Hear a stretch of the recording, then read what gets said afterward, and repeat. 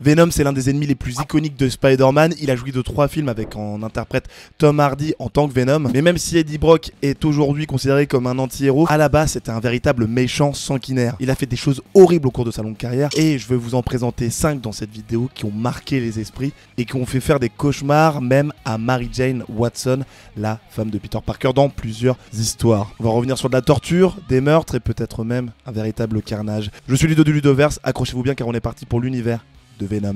Let's go! Bon, avant tout, petit contexte de base, qui est Venom. Alors il a eu du coup plusieurs origines, mais que ce soit dans les comics ou dans le Spider-Man 3 de Sam Raimi avec le Spider-Man de Tobey Maguire, vous vous en rappelez, eh bien on va dire que ce personnage-là qui est Venom, il est né de la haine qu'il portait à Peter Parker. Venom, c'est une entité qui est composée donc de deux choses, le symbiote, donc cette race alien qui vient de l'espace, etc., et Eddie Brock, le journaliste. Le symbiote, lui, il vaut une haine féroce envers Spider-Man, tout simplement parce que au début, il s'était lié à ce dernier et Peter a vu que le symbiote poussait en tous les curseurs de haine, de violence qui caractérisaient du coup la personnalité de Peter Parker ou de Spider-Man et a décidé de se débarrasser du symbiote qui ne voulait pas le lâcher, étant accroché à lui, et ce faisant, il a dû utiliser une de ses faiblesses basée sur le son en utilisant une cloche d'église et ce faisant, il a réussi à se débarrasser du symbiote que Peter a donc abandonné et Peter aura donc d'une certaine manière essayé de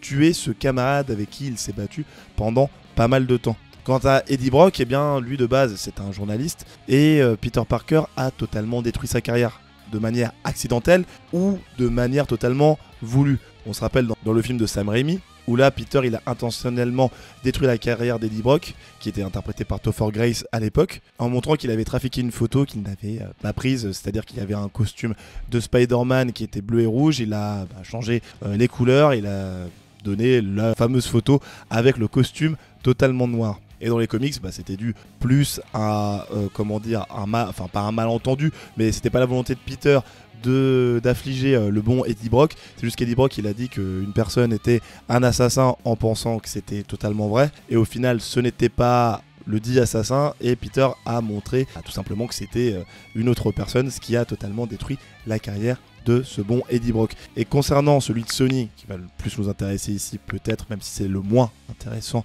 par rapport aux films, séries ou j'en passe, eh bien celui-ci il est interprété comme vous le savez par Tom Hardy et ce Venom là n'a jamais vu Spider-Man, n'a jamais connu Peter Parker et n'a aucune volonté de l'éliminer de base. Il ne l'a jamais rencontré en face à face, même si on a pu le voir dans la scène post-générique de Spider-Man, de Venom 2, Let There Be Carnage, où il était téléporté dans l'univers du Marvel Cinematic Universe, donc du MCU avec les Avengers, etc.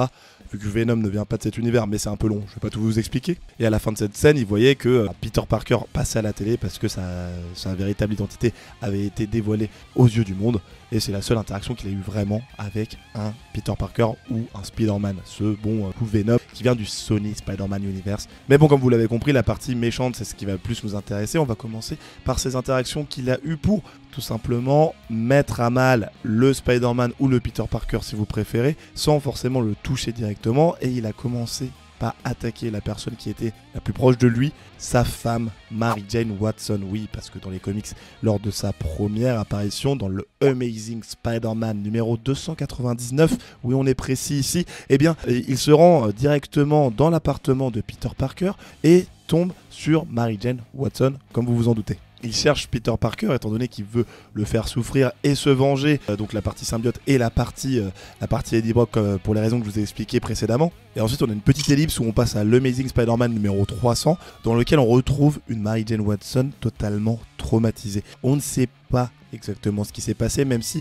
en fait le Peter Parker qu'on connaît rentre à ce moment-là, il dit mais qu'est-ce qui s'est passé et tout. Elle lui explique la situation comme quoi elle est tombée sur un Venom et dans la description même des cases, des bulles qui sont écrites par les scénaristes, eh bien il est dit qu'elle était totalement emplie par la terreur. Elle n'a en fait subi que de la torture psychologique a priori, mais ce numéro-là a eu un impact énorme étant donné qu'elle ne s'est plus vraiment jamais sentie en sécurité, ou du moins ça l'a suivi pendant énormément de temps, même si elle dira à Peter qu'elle n'a subi aucune violence physique. Je tiens à quand même préciser qu'au début du numéro, comme je le disais, il y avait écrit qu'elle ne se rappelait même plus de son prénom. Et il serait pas étonnant qu'au cours de ce laps de temps-là où Peter n'était pas du tout chez lui, et bien que Venom, même s'il ne l'a pas touché, s'il ne l'a pas touché, même si Mary Jane pense qu'elle ne l'a pas touché, qu'il se soit passé des choses vraiment terribles, voire qu'il ait profité d'elle. Ça, c'est pas totalement impossible vu la personnalité qu'avait Eddie Brock à ce moment-là. Il était prêt à faire tout et n'importe quoi, et ce serait totalement logique que en fait Mary Jane Watson est totalement Mary Jane Watson Parker ou Parker Watson, je ne sais plus, étant donné qu'elle était mariée avec Peter à ce moment-là, qu'elle ait refloué ce souvenir, ce moment dans sa psyché, et qu'elle ait totalement mis de côté ça pour éviter d'y penser et d'avoir à confronter Peter là-dessus. Ce serait pas mal qu'à un moment ils reviennent là-dessus dans des comics, même dans des films, et qu'ils expliquent exactement ce qui s'est passé à ce moment-là. Enfin bon, ce serait plutôt intéressant, à moins que c'est déjà été expliqué. Et si vous avez la réponse, dites-le moi dans les commentaires, vu qu'il y a énormément de comics et je les ai pas tous lus bien entendu, mais je ne pense pas que ça ait été raconté. Mais Mary Jane n'est pas la seule personne que Venom a violentée, ou du moins la seule femme qui fait partie de la vie de Peter qui l'a violenté. En effet, il a aussi brisé d'une certaine manière Felicia Hardy, dit Black Cat, aka aussi la Chatte Noire en français. Donc lors du retour de Venom dans le Amazing Spider-Man numéro 316, il faut savoir déjà de base que Black Cat, elle avait un crush sur Peter Parker, et qu'elle était revenue donc d'un voyage où elle était partie en Europe, si je ne dis pas n'importe quoi. Elle s'était rendue à l'appartement de Peter pour le voir, parce que voilà, elle se dit qu'elle doit finir sa vie avec lui d'une certaine manière, et malheureusement elle tombe sur Venom qui est lui aussi à la recherche de Peter Parker pour se venger encore une fois, sauf que Peter, il a déménagé avec Mary Jane et il n'habite plus dans l'appartement dans lequel il était. Donc Venom demande à Black Cat où est-ce qu'il se trouve. La Black Cat, elle ne sait rien du tout, et un combat s'enchaîne, sauf que Venom, il la massacre totalement. C'est un combat à sens unique. Il prend sa tête et la plaque contre une porte, ce qui lui casse le nez.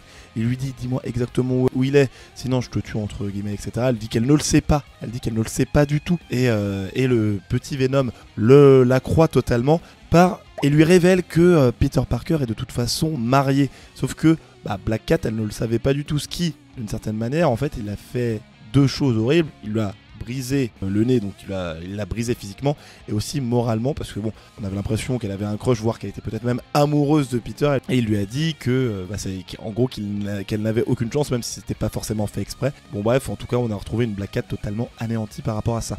Bon, là on tourne un peu sur les violences physiques, mais on va aller encore plus loin parce qu'il a eu une altercation avec un policier, et là on revient à son premier affrontement, on va dire, avec Spider-Man. Il me semble que c'était dans le Amazing Spider-Man 300, où il avait donné d'une certaine manière rendez-vous à Peter, ou à Spider-Man si vous préférez, dans l'église où il s'était séparé du symbiote, sauf qu'il y a un policier qui arrive, et le policier il poursuivait quelqu'un d'autre, une autre personne, et il est tombé par hasard sur Eddie Brock qui était là. Il lui a dit, Eddie Brock, de partir, il n'a pas voulu, il a sorti, il avait son pistolet, le petit policier, et Brock il pouvait pas se laisser faire arrêter, sauf que on peut se dire qu'il aurait pu l'assommer, le plaquer au sol, ou juste l'attacher et l'emmener autre part, étant donné qu'il a le symbiote, il a plein de possibilités, sauf que non, il a décidé d'utiliser le symbiote pour recouvrir le visage du policier et l'étouffer. Même pas une mort, rapide et sans souffrance, ou même pas, il aurait pu éviter de le tuer, et non, il a décidé de le faire souffrir à fond, en disant que oui, c'est chiant de devoir tuer des innocents, mais bon, vu l'acte que tu viens de faire, mon petit père,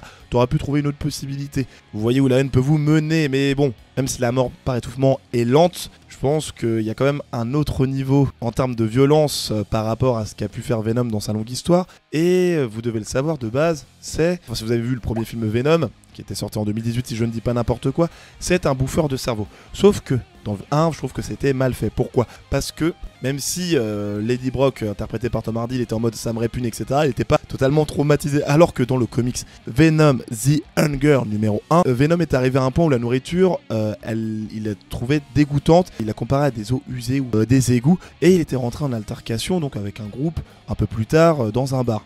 Il a massacré tout le monde, sauf que le symbiote avait faim, il avait besoin de se nourrir, et c'est à ce moment-là qu'il a décidé de bouffer le cerveau d'un gars qui n'avait vraiment rien fait. Le problème étant, si on peut dire, c'est qu'Eddie Brock, lui, il ne voulait pas faire ça. C'est vraiment l'appétit du symbiote qui avait pris le contrôle. Et quand il s'est rendu compte de ce qu'il avait fait, le fait d'avoir bouffé du coup un cerveau, et bah il a été totalement choqué. Et Eddie s'est même séparé du symbiote. Ils se sont séparés à ce moment-là pour vous dire à quel point il avait été traumatisé par cet acte et que ça le changera même d'une certaine manière la vie d'un autre angle, si on peut dire. Après, c'est logique que le symbiote ait tenté malheureusement de tuer ou du moins pardon, de bouffer un cerveau, parce que les symbiotes ils ont un besoin en phénylithylamine. Donc c'est un neurotransmetteur, si je ne dis pas n'importe quoi, dont les symbiotes ont besoin pour se régénérer, etc. Ils apprécient ça en gros. Sauf qu'à un moment, ils ont arrêté de bouffer des cerveaux parce que la phénylithylamine, eh bien, on peut la retrouver dans d'autres aliments comme le chocolat. C'est pour ça que dans les comics, normalement, après, ils ne bouffent que du chocolat ou ils en bouffent énormément car ça lui rapporte les apports nutritifs nécessaires. Mais quand même, ça reste quand même horrible ce genre d'action où tu bouffes un cerveau juste pour te nourrir. Bon, vous me direz dans les commentaires d'ailleurs ce que vous en pensez de ce petit acte. Apprenons toujours à parler français. Mais je pense que l'acte le plus horrible qu'a fait Venom, c'est de donner naissance à un autre symbiote, le symbiote Carnage. Vous l'avez vu dans le film Venom, Let There Be Carnage, donc le Venom 2, et vous avez bien vu que lorsqu'il a donné naissance à ce Carnage, c'était totalement involontaire. Et ça, c'est aussi bien valable dans ce film-là que dans les comics. Dans Venom 2, c'est lors d'une interview avec comment il s'appelle déjà, je vais retrouver le nom, je l'ai mis dans mes notes, on va le retrouver, c'est Cassidy. Cassidy commence, Cletus Cassidy, qui était interprété par Woody Harrelson.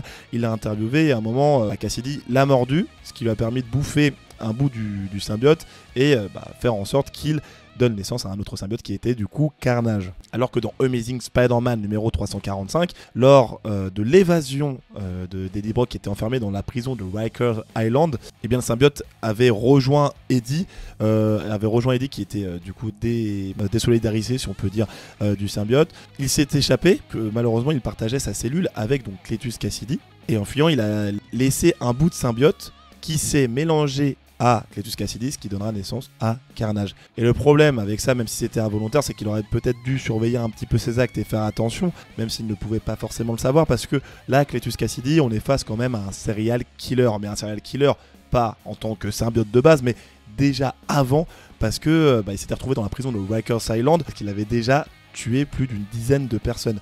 Donc en donnant en plus un symbiote, c'est sûr que le gars n'allait pas du tout se calmer, il a zéro morale, et en devenant Carnage, il a continué de tuer tout simplement, de commettre des meurtres, et tout ça par pur plaisir. C'est l'un des ennemis, on va dire, les plus sanguinaires et violents, voire mortels de Spider-Man. Et il est tellement puissant, le fils pas chouchou du coup de Venom, qu'à un moment, Venom et Spider-Man ont dû s'allier pour pouvoir le battre, l'affronter, le battre, etc. Sinon c'était trop compliqué. Voilà, mais si on peut parler aussi d'autres Spider-Man tels le Spider-Man noir interprété par Nicolas Cage, parce que oui, il va y avoir une série centrée sur un Spider-Man noir, et je vous explique tout ça dans la vidéo qui est juste ici. Et si vous vous intéressez toujours aux méchants, on peut parler du méchant tout récent qui est arrivé dans l'univers de Mad Max, appelé Dementus, et qui est totalement fou, allié si on peut dire d'une certaine manière, qui est juste là. C'était Ludo du Ludoverse, à la prochaine, salut.